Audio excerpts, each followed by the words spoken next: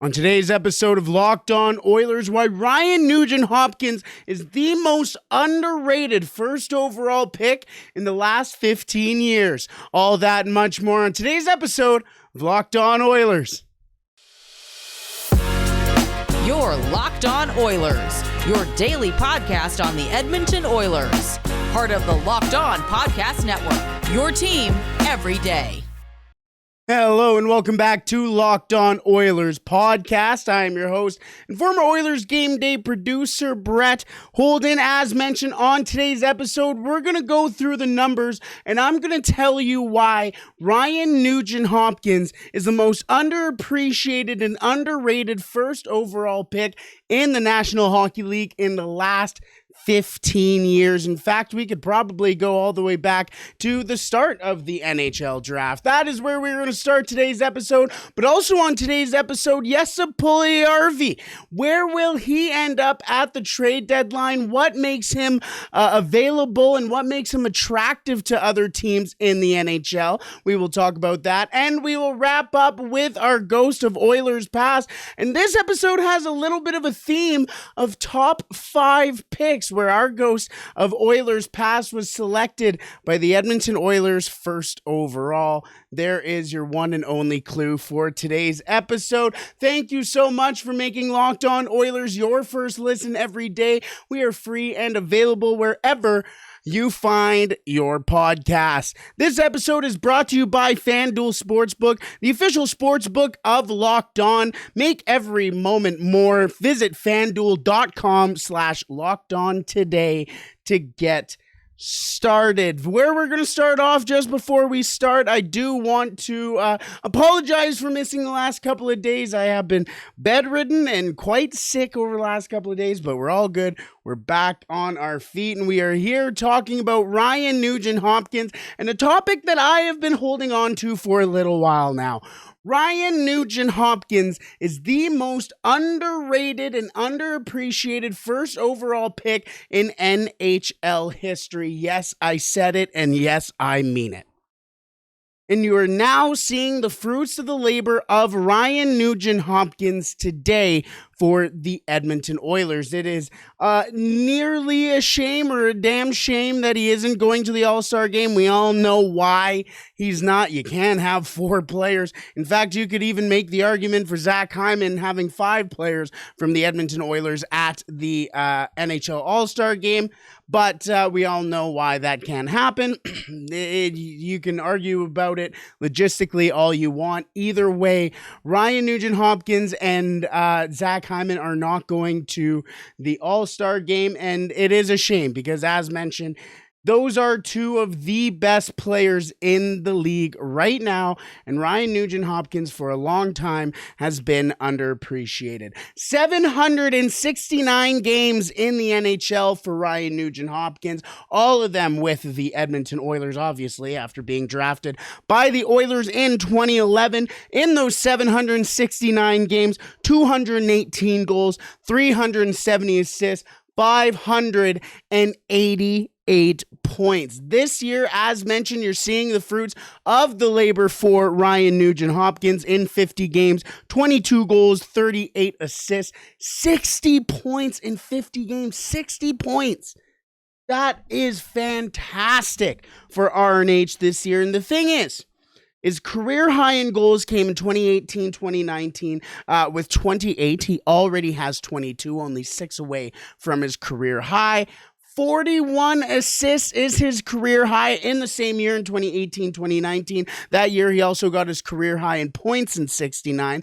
But 41 assists is his career high. He has 38 already into the All-Star break, and 69 points, as mentioned, is his career high. 60 already into the All-Star break. Now, we're not talking about this year. This isn't why Ryan Nugent-Hopkins is one of the best first-round picks or first overall picks in a long time, or at least a very underappreciated one.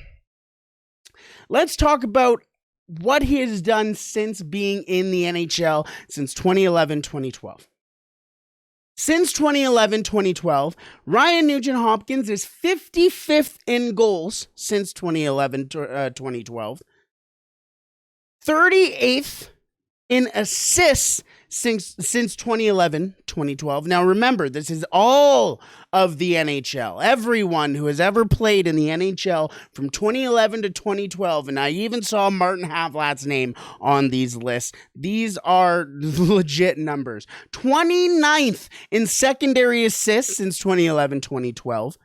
And here's where it gets very interesting. As a lot of people know, there was a very popular article at the start of the year. I believe Frank Saravalli was the one who wrote it, about Ryan Nugent-Hopkins being a power play specialist. Well, Ryan Nugent-Hopkins, since 2011-2012, is 19th in power play points with 222. 6th in power play secondary assists with 90, behind Nicholas Backstrom, Claude Giroux, Anze Kopitar, Sidney Crosby, and Keith Yandle. Let me name those names again for you so you can really understand the scope of what Ryan Nugent-Hopkins has done in his career. 6th in power play secondary assists since with 90 since 2011-2012. Behind Nicholas Backstrom, Claude Giroux, Anze Kopitar, Sidney Crosby, and Keith Yandle. 3 of those guys have won Stanley Cups. Multiple Stanley Cups. 2 of them have won multiple Stanley Cups. One with the Washington Capitals. Keith Yandle also sits 1 point ahead of Ryan Nugent-Hopkins in power play points with 223. He will tie him with his next power play point. And this is why I think Ryan Nugent-Hopkins is horrendously underrated. A lot of people say, oh, it's a secondary assist. You're just getting a charity point. That's not what secondary assists are by any means. What secondary assists are, especially, at least to me, are really where the play starts to develop. Who started this play? Who was the one who led the key pass to the assist? Because you see in the NBA, you only get 1 assist. That was the only person who passed the ball. Well, it's pretty easy to pass the ball to the guy who's wide open when the other guy has done all the work, fed it over to you, and then you have to find the guy for a 3. That's pretty easy. Same thing in soccer. You only get 1 assist, but you do get stats, at least, for key passes that did something in the attacking third, but those don't count as assists. In hockey, those secondary assists count, and that, I think, is one of the best things about hockey, because secondary assists show who created the play. And this tells you on the power play that Ryan Nugent-Hopkins is the 6th best in creating a goal on the power play since 2011-2012 in the NHL. Then he is also the 29th best player right now in secondary assists since 2011-2012. At 5-on-5, or in all situations, I should say. All situations.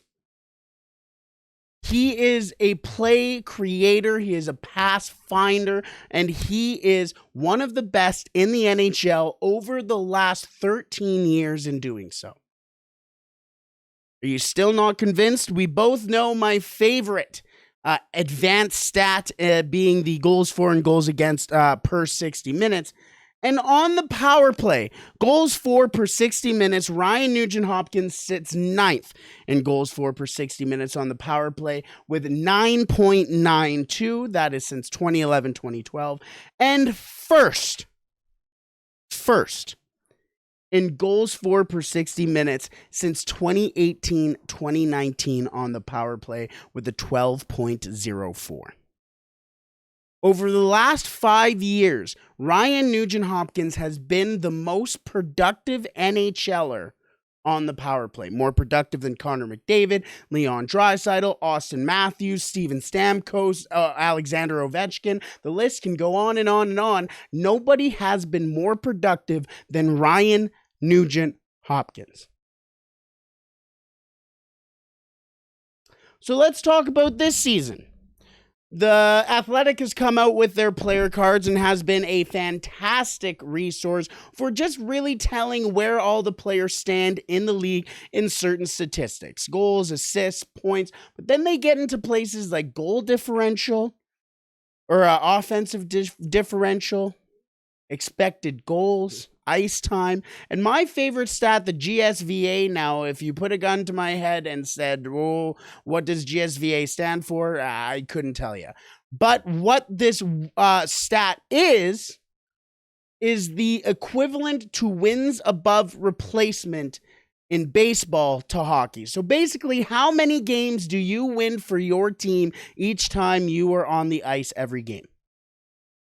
So, with that in mind, the Ryan Nugent-Hopkins this year, his player card, his ice time is in the 93rd percentile, so he is better than 93% of the NHL in ice time, or at least gets 93% or better than 93% in the NHL in ice time. His goals, he sits in the 93rd percentile as well with 22 and is projected for 32.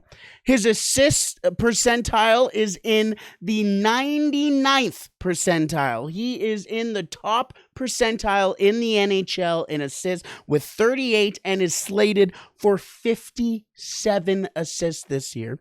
In points, he's in the 98th percentile with 60 and is on pace for 89. His expected goals, his percentile for that is 85%. His offensive differential is in the 93rd percentile with an 8.2 and has the potential to get up to a 9.8, or is at least projected to. And now that GSVA, that wins above replacement for hockey, basically how many wins you get for your team. The 94th percentile. According to The Athletic, Ryan Nugent-Hopkins has won the Edmonton Oilers 2.1 games this year and is on pace to win 2.9 games for the Edmonton Oilers. Better than 94% of the league and is in the top 6 percentile of the NHL this year. But let's not stop there. My final point for Ryan Nugent-Hopkins being the most underrated NHL first overall pick in the last 15 years. Ryan Nugent-Hopkins sits second in power play goals for per 60 minutes. Amongst all first overall picks from this past year in Juraj Slafkovsky, all the way back to 2008 in Steven Stamkos, he sits second in power play goals for per 60 minutes, second to only Connor McDavid. He is fourth in power play points with those 222, and first in secondary power play assists amongst the last 15 first overall draft picks. Ryan Nugent-Hopkins, the most underrated first overall pick, and probably, you know what, I'm going to say it, he is the most underrated elite player in the NHL today.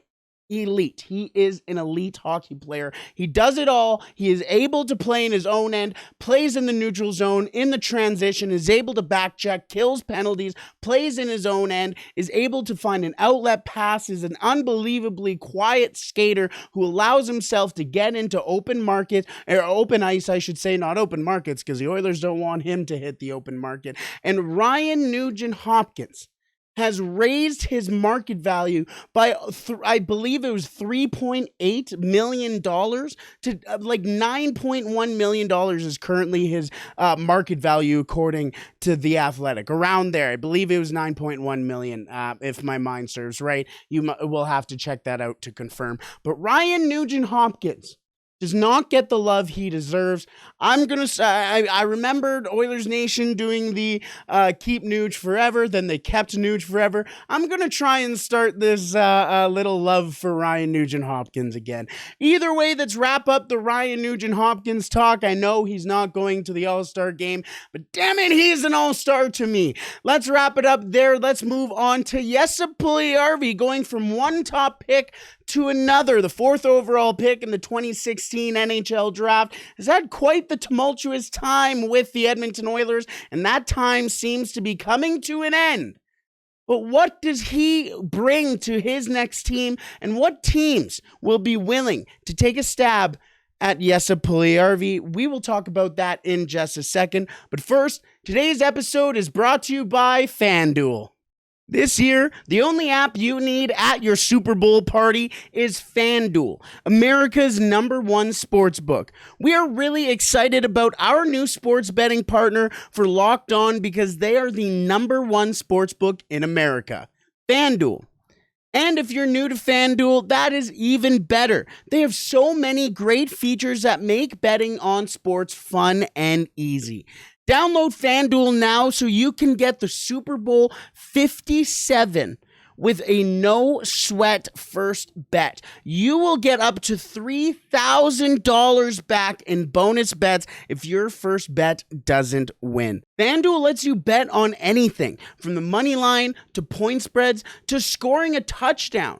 Now, speaking of touchdowns, yes, the Super Bowl is not the Super Bowl I wanted, but still, Jalen Hurts versus Patrick Mahomes, Kansas City versus Philadelphia, this is still going to be a banger. And speaking of those touchdowns, the first Super Bowl touchdown odds are pretty interesting. Travis Kelce is sitting at a plus 650 to score the first touchdown. Hey, Patrick Mahomes bromance, maybe it seems like free money to me. I don't know.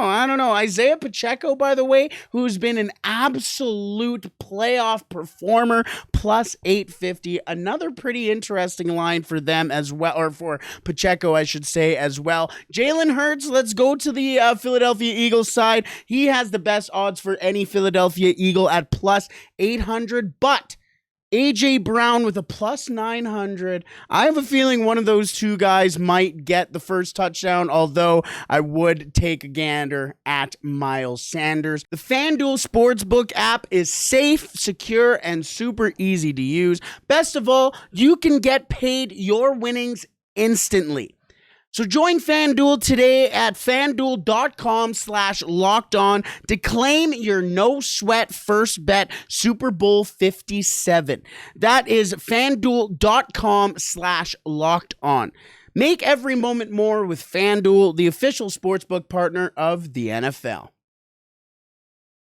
Alrighty, moving on to the Bison King for the Edmonton Oilers, Yessa Puljujarvi. As the trade deadline approaches, well, honestly, as the deadline, well, not deadline really, but for the time that Kyler Yamamoto comes back from the LTIR, as he's already been skating for the Edmonton Oilers. He's not able to come off LTIR until February 12th, but he can't come off LTIR without the Edmonton Oilers either trading Yessa Puljujarvi or putting a couple players on waivers. February 12th is much closer than we think. And we may have seen Yessa Puljujarvi play his final game as an Edmonton Oiler just recently. Because now there's starting to be that talk, where will Yessa Puljujarvi go? Will Yessa Puljujarvi become a casualty of cap space?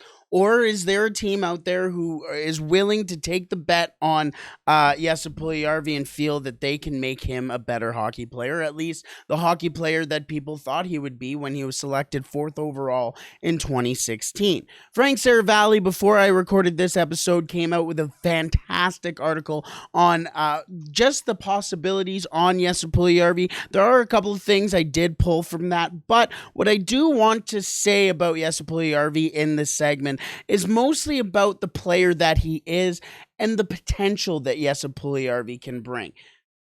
We know it hasn't been a good year for Yessa Puljujarvi. It hasn't. And really, it hasn't been a good year for Yessa Puljujarvi, or it hasn't been a good time in the NHL for Yessa Puljujarvi since he got COVID on that Seattle trip before Christmas last season. 308 games as an NHLer, as an Edmonton Oiler, 50 goals. Oh, goodness, as I just tear my notes all over the place. 50 goals, 58 assists, 108 points for Yessa Puljujarvi in those 308 games. And he was having a pretty good start to the year last year. Had 23 points in 28 games, with 10 of those being goals. That was in 2021-2022. However, he finished last season in 37 games with 4 goals. He finished last season with 14 goals, had 22 assists, had a pretty decent year in that aspect, but 36 points in total. It was his second highest career goal total in 2021-2022, his highest career total in assists in 2021-2022, and points in that year as well. Although his highest career goal total came in 2020-2021, where he scored 15 goals. He had a massive comeback from Finland and really started to seem like maybe Jesse Puljujarvi is starting to turn a page in his career. Now it seems like not even Jesse Puljujarvi is sure the type of player he is, and that's not good. But in 49 games this year, 4 goals, 6 assists, 10 points. And the fact that he had 10 goals in, 40 games or 28 games? In 28 games last year, he had 10 goals. In 49 this year, 10 points. There is an ability in Jesse Puljujarvi. There really is. In that article from Frank Saravalli today, he mentioned that one of the things that really pushes Jesse Puljujarvi, or at least that's in his hands, is the fact that he has a motor. He can skate. He really can play hockey, which at the base bones sounds very, base bones. You should be able to play hockey if you're selected 4th overall in 2016, but it's his awareness, his intelligence, his hockey IQ that just kind of puts him behind. Now, here's some interesting stats since his return from Finland over the last 3 years.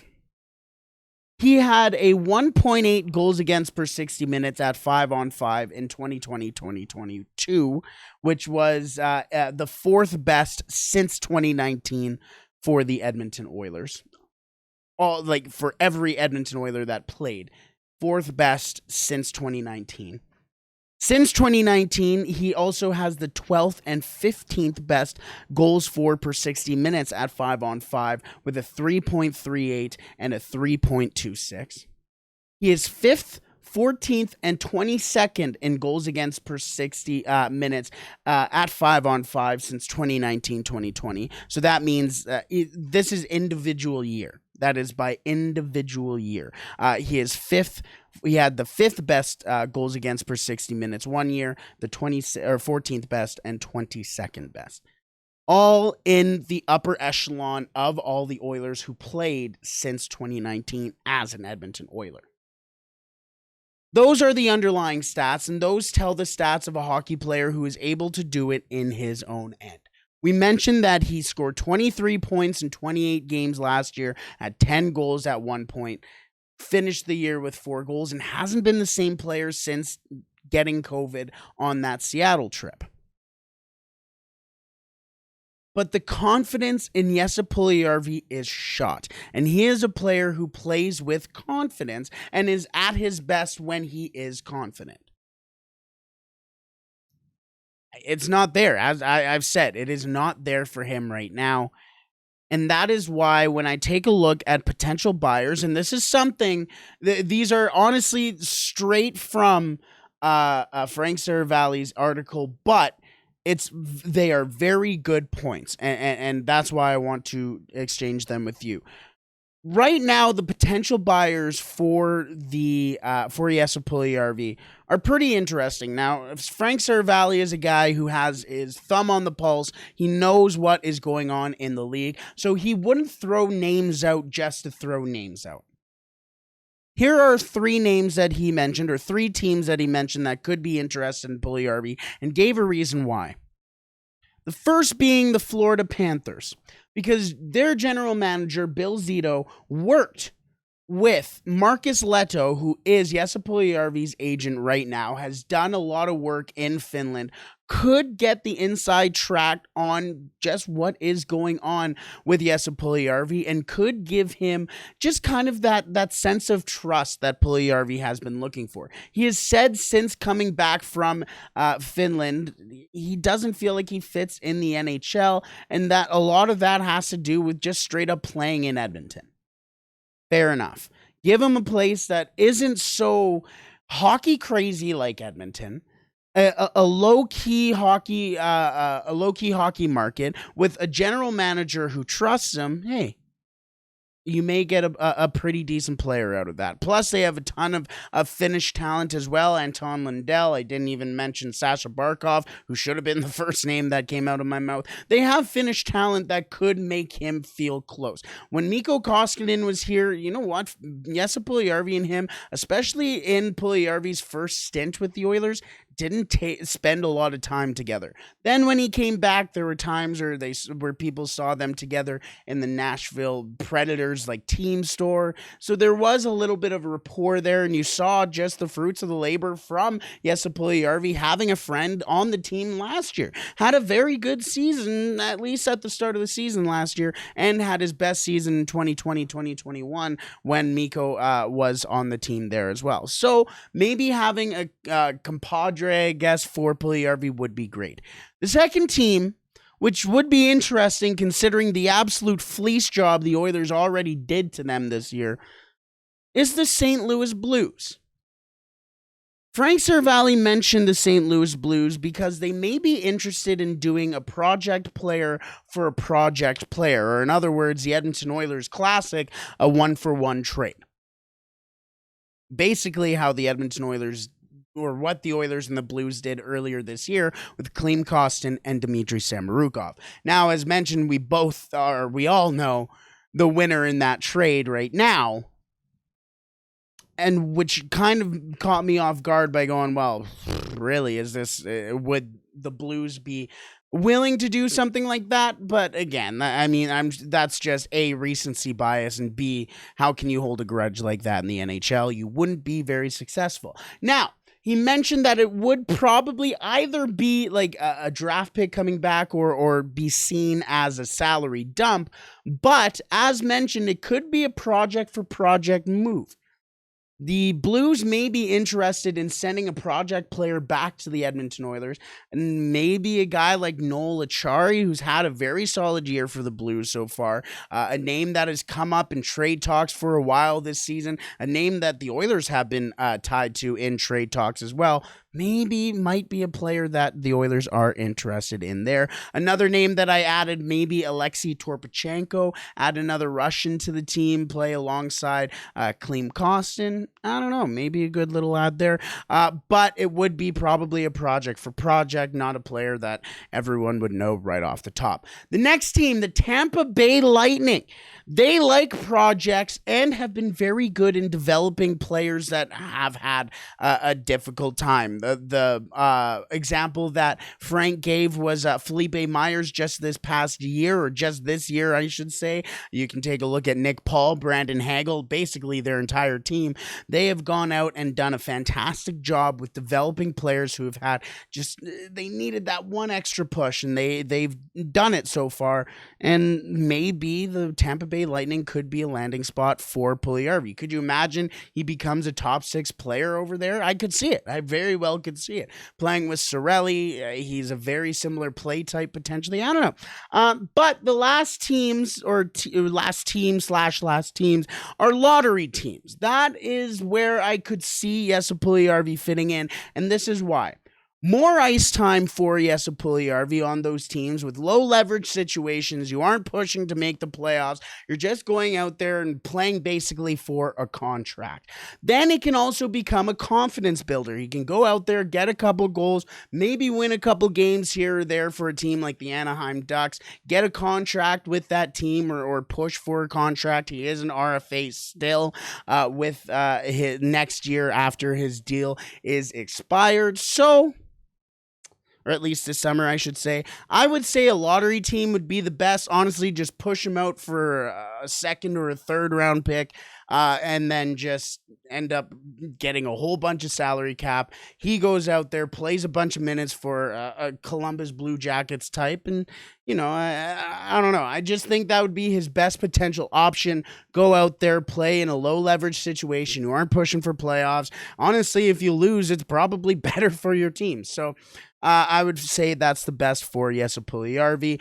Now, one last interesting note on Jesse Puljujarvi. A Finnish journalist earlier this year pointed out that Puljujarvi has similar numbers to this point in his career as Olli Jokinen did at this point in his career. Olli Jokinen would go on to finish his career with 1,231 games played, 321 goals, 429 assists for 750 points. Not saying it's going to happen, but an interesting little comparison there. So his next team, I do truly believe the next team that gets Jesse Puljujarvi, I think we are going to see complete and utter development out of this kid and potentially see a player that we never expected to see out of Jesse Puljujarvi. But time will only tell. Either way, where do you think Jesse Puljujarvi will end up? What do you think the Oilers could haul in for Jesse Puljujarvi as well? But let's wrap it up there with the Jesse Puljujarvi talk. Let's go into the ghost of Oilers past. And as mentioned, today's been top prospects day, or at least top pick day. We already talked about one former Edmonton Oiler first overall pick. Let's talk about another. We will talk about him in just a second. But first, today's episode is brought to you by Built Bar. Looking for a delicious treat but don't want all these fat and calories? Well, then you gotta try a Built Bar. We've just gotten through the holidays, and I know my goal is to eat a little healthier this year. It hasn't been going too well, but hey, February's my month, baby. But if you're like me and trying to eat healthier and don't want to compromise taste, then man, I've got the thing for you. Built Bars, they are fantastic, and they're actually healthy and tasty. Seriously, they are so delicious, you won't think they're good for you. Perfect for your New Year's resolution. I mentioned that taste. What makes Built Bars so good? Well, for starters, they're covered in 100% real chocolate. Yes, 100% real chocolate. And they got flavors like churro, peanut butter brown. Oh, peanut butter brownie is so good. I might have one after this episode. Either way, churro, peanut butter brownie, coconut almond. They got so many delicious flavors, and they're always coming out with new flavors as well. And now you don't have to wait for your Built Bars to come in or for your box. For years, we've been talking about and getting you to order it on Built Bar, or order Built Bars at Built.com. But now you can get them at your local Walmart or at your Sam's Club. Guys, unbelievable flavor, fantastic flavors, fantastic taste, and they're always coming out with brand new flavors. You can get all of this at Built Bar at Built.com. Alrighty, let's wrap up today's episode with our Ghost of Oilers Past. And this Ghost of Oilers Past was selected by the Edmonton Oilers first overall. Which year? Who was it? Who is it? Is it Taylor Hall, 2011 or 2010? No. Can't be a current Edmonton Oiler, so it can't be Ryan Nugent-Hopkins or Connor McDavid. Who is it? Who is it? Well, on June 23rd, 2012, the Edmonton Oilers would go on to select Nail Yakupov from the Sarnia Sting with the first overall pick. What a time that was. What a draft that was for the Edmonton Oilers. Our Ghost of Oilers Past, Nail Yakupov. Now, Nail Yakupov has had a pretty interesting career, coming off being the first overall pick in 2012. He played 252 games with the Edmonton Oilers, scoring 50 goals, 61 assists, 111 points. Honestly, I was surprised by that as well.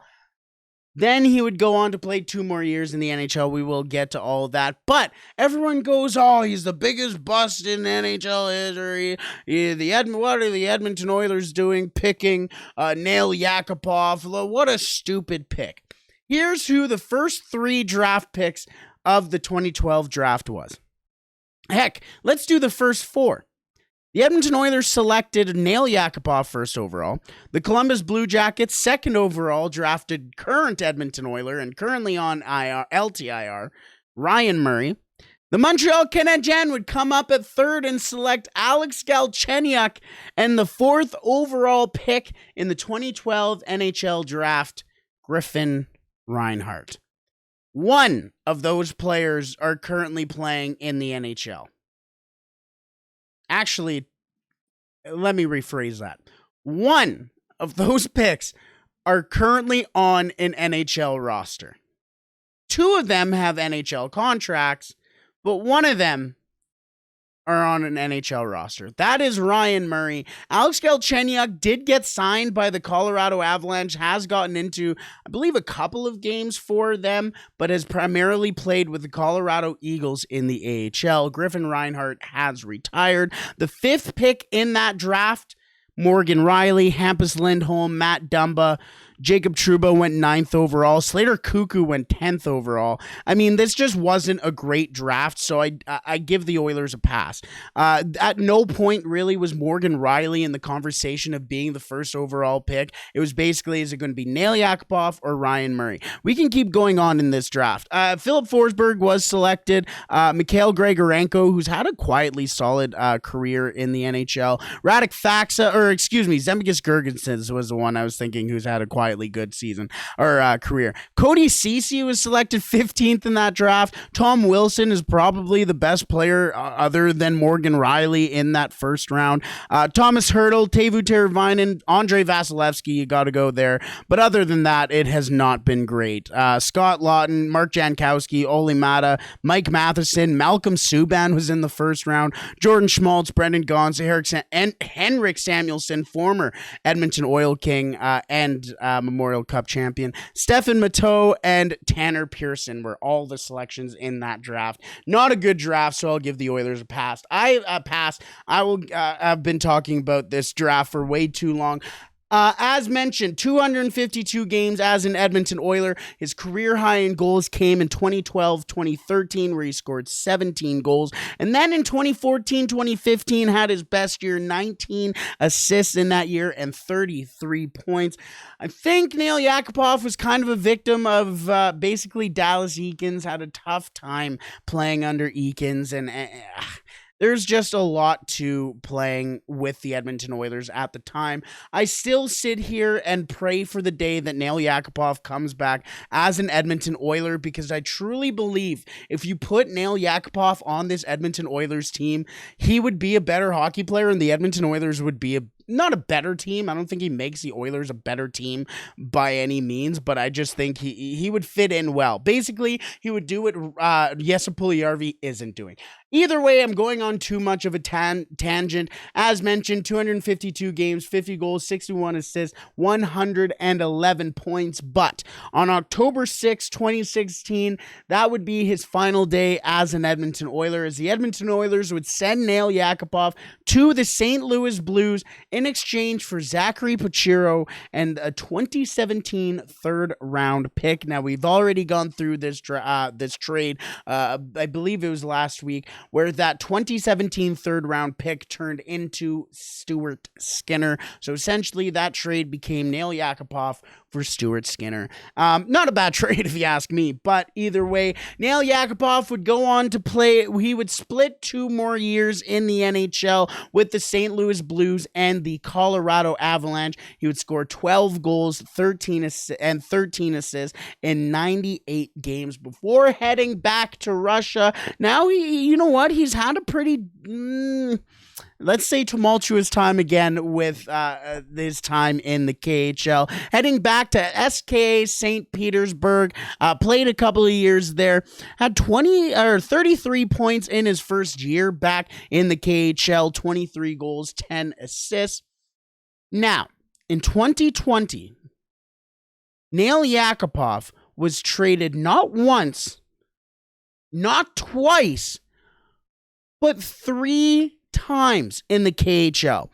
This is from Bar Down. Now, I was starting to catch on. Why is he on so many teams in this year? Yakupov was playing in the KHL ever since, having a solid start with 7 points in 15 games in 2020. Unfortunately for him, it just felt like he was getting uncomfortable, he was just getting comfortable with his team when he was traded. Then This trade was the third time in May. Since May, excuse me. This was the third time since May in 2020 the former top pick was traded. And this came with a salary cut. His salary with Avangard Omsk, who he is with now, is now at a $320,000 AAV in US dollars. $320,000. That is so much less than the NHL league minimum. At the team that he was traded to from the first team, Amur, it was $900,000, and at SKA Moscow, $1.1 million US dollars. So now he's currently playing for below NHL league minimum at $320,000. Could you imagine $320 million? $320,000 when he started the year at $1.1 million.